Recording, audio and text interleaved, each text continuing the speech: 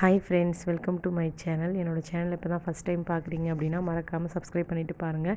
இன்றைக்கி வீடியோவில் நம்ம என்ன பார்க்க போகிறோம் அப்படின்னு பார்த்தீங்கன்னா, பூந்தி லட்டு தான். அதுக்கு வந்து நான் வந்து 1 கப்பு கடலை மாவுக்கு வந்து 3/4 கப் சர்க்கரை எடுத்துருக்கிறேன்.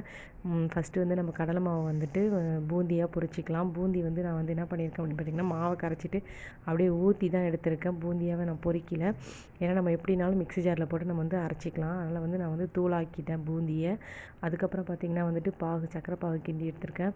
அது வந்து நீங்கள் வந்து ரொம்ப வந்து திக்னஸ் தேவையில்ல, லேசாக பிசு பிசுன்னு ஓட்டினாலே போதும். அதுக்கப்புறம் நீங்கள் வந்து மிக்ஸி ஜாரில் போட்டு அரைச்சி எடுத்த பூந்தியை வந்து கொட்டி சர்க்கரை பாவில் வந்து மிக்ஸ் பண்ணிக்கோங்க. மிக்ஸ் பண்ணிவிட்டு நல்லா சிம்லேயே வச்சு கிண்டி விட்டுட்டே இருங்க. அதுக்கப்புறம் நெய்யில் வந்துட்டு முந்திரி திராட்சையை வந்து வறுத்து எடுத்துக்கோங்க. அதை வந்து அதையும் அதில் போட்டு மிக்ஸ் பண்ணி நல்லா வந்து கிண்டி எடுத்துக்கலாம். இப்போ வந்து அது கெட்டியாகிற வரைக்கும் லோ ஃப்ளேம்லேயே வச்சு வந்து பரட்டி விட்டுட்டுருங்க. அதுக்கப்புறம் வந்து ஸ்டவ் நம்ம ஆஃப் பண்ணிக்கிட்டால் கொஞ்சம் ஆற விட்டுட்டு அதுக்கப்புறமா வந்து நம்ம வந்து குட்டி குட்டியாக நமக்கு தேவையான சைஸில் வந்து லட்டு வந்து அழகாக பிடிச்சி எடுத்துக்கலாம். இது மாதிரி நீங்கள் லட்டு செஞ்சிங்கன்னா சூப்பராக வேறு லெவலில் டேஸ்ட்டு செமையாக இருக்குது ஃப்ரெண்ட்ஸ். நீங்களும் ட்ரை பண்ணி பாருங்கள். வீடியோ பிடிச்சிருந்தால் மறக்காமல் லைக் பண்ணுங்கள். தேங்க்யூ.